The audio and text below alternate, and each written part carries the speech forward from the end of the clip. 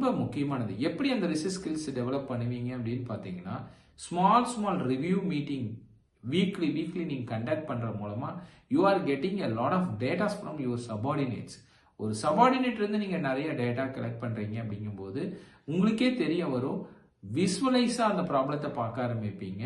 அதோட best outcome எப்படி இருந்தா பேஷண்ட் சக்சஸ் ஆவாங்க, ஹாப்பியா போவாங்க வீட்டுக்கு, கஸ்டமர் எப்படி போவாங்க அப்படிங்கறதெல்லாம் உங்களுக்கு தெரிய வரும். அப்ப ஆட்டோமேட்டிக்கா அந்த ரிசர்ச் ஸ்கில் வரும்.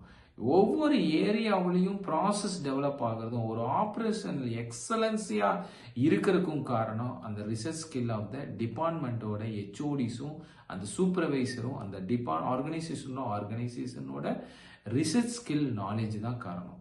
மோஸ்ட் ஆஃப் த ஆர்கனைசேஷன்ல அந்த ரிசர்ச் ஸ்கில்க்கு நிறைய இம்பார்ட்டன்ட் கொடுப்பாங்க. அதை பற்றிய awareness and education and cultural டிபார்ட்மெண்ட்ல டெவலப் ஆகும்.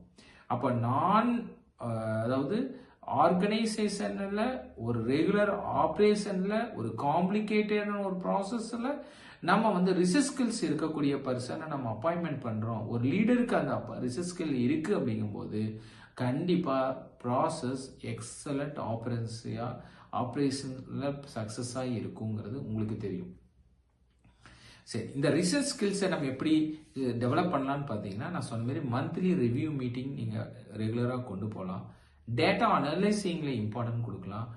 லேர்னிங்ல போய் நிறைய ரிசர்ச் ஸ்டடீஸும் ஆப்ரேஷனல் அவுட்கம்ஸில் எவ்வளோ சக்ஸஸ் பண்ணியிருக்காங்க, என்ன மாதிரிலாம் டேட்டா பார்க்கலாம். லீன் சிக்ஸ் சிக்மாவை நம்ம லேர்ன் பண்ணலாம். ஸோ நீங்கள் லெயின் சிக்ஸ் சிக்மா லேர்ன் பண்ண குவாலிட்டி டூல்ஸை பற்றிலாம் அனலைஸ் பண்ணும்போது நீங்கள் வேற வெர்ஷனுக்கு போவீங்க. ஸோ இந்த ரிசர்ச் ஸ்கில் வந்து ஒரு லீடருக்கு ஒரு மேனேஜருக்கு எந்தெந்த கேட்டகரியில் உங்களுக்கு சப்போர்ட்டாக இருக்கும் அப்படின்னு சொல்லி நீங்கள் பார்க்கும்போது நான் உங்களுக்கு சில பெனிஃபிட்ஸ்